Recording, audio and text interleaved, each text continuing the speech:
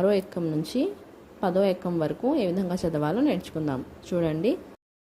6 ఒకట్ల 6, 6 రెళ్ళ 12, 6 మూళ్ళ 18, 6 నాలుగుల 24, 6 ఐదుల 30, 6 ఆరుల 36, 6 ఏళ్ల 42, 6 ఎనిమిదిల 48, 6 తొమ్మిదిల 54, 6 పదుల 60.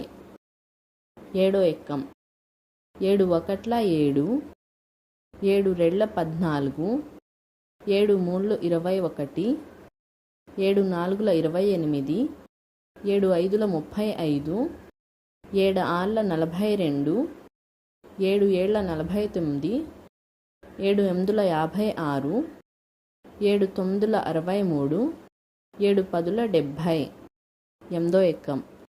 8 ఒకట్ల 8, 8 రెళ్ళ 16, 8 మూళ్ళ 24, 8